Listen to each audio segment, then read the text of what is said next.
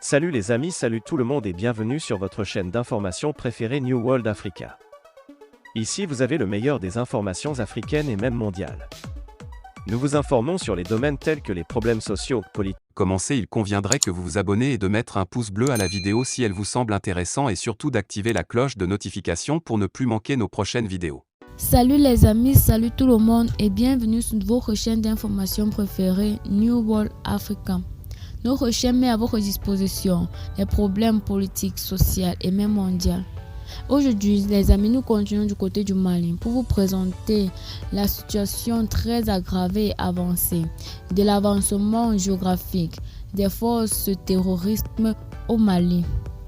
À peine une semaine après avoir tenté une incursion audacieuse au cœur du pouvoir malien, au camp de Kati, près de Bamako, les combattants islamiques d'Al-Qaïda ont opéré des véritables démonstrations de force ce vendredi 29 juillet 2022 en menant des attaques coordonnées dans 3 localités du centre et du sud du Mali, sur des postes avancés des forces armées maliennes en abrégé FAMA.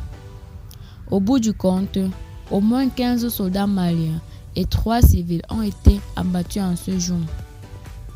Un bilan de l'état-major qui reste cependant alarmant afin de débarrasser des forces françaises, des Européens et des opérations Barkhane et Takuba, ouvertement indexées par les autorités de transition comme des supports pour les groupes terroristes.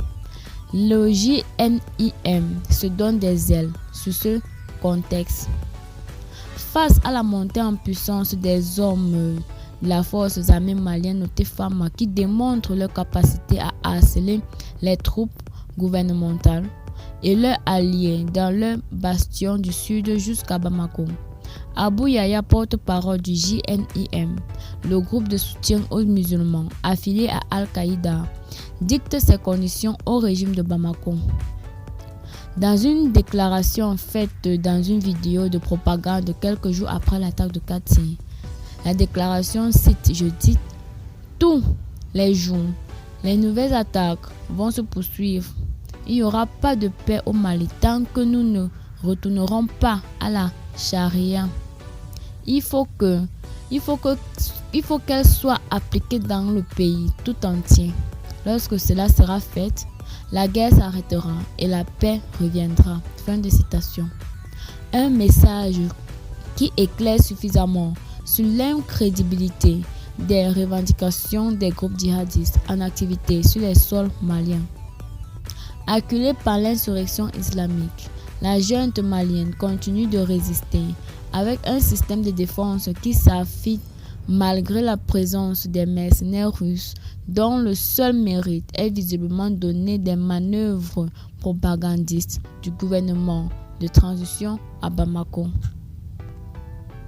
Salut les amis, salut tout le monde et bienvenue sur votre chaîne d'information préférée New World Africa.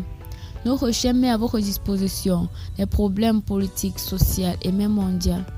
Aujourd'hui, les amis, nous continuons du côté du Mali pour vous présenter la situation très aggravée et avancée de l'avancement géographique des forces terroristes au Mali. À peine une semaine après avoir tenté une incursion audacieuse au cœur du pouvoir malien, au camp de Kati, près de Bamako, les combattants islamiques d'Al-Qaïda ont opéré des véritables démonstrations de force ce vendredi 29 juillet 2022 en menant des attaques coordonnées dans 3 localités du centre et du sud du Mali, sur des postes avancés des forces armées maliennes en abrégé FAMA. Au bout du compte, au moins 15 soldats maliens et 3 civils ont été abattus en ce jour.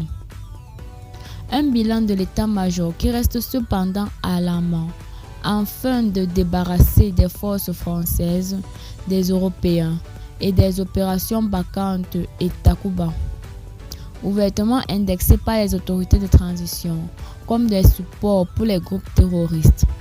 Le JNIM se donne des ailes sur ce contexte.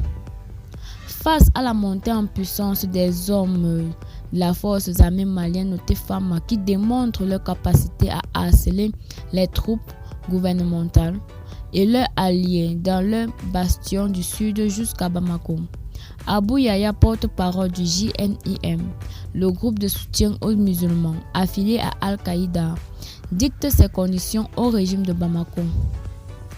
Dans une déclaration faite dans une vidéo de propagande quelques jours après l'attaque de Kati, la déclaration cite, je dis, « Tous les jours, les nouvelles attaques vont se poursuivre. Il n'y aura pas de paix au Mali tant que nous ne retournerons pas à la charia. Il faut qu'elle soit appliquée dans le pays tout entier. Lorsque cela sera fait, la guerre s'arrêtera et la paix reviendra. » Fin de citation. Un message qui éclaire suffisamment sur l'incrédibilité des revendications des groupes djihadistes en activité sur les sols maliens. Acculée par l'insurrection islamique, la junte malienne continue de résister avec un système de défense qui s'affite malgré la présence des mercenaires russes dont le seul mérite est visiblement donné des manœuvres propagandistes du gouvernement de transition à Bamako.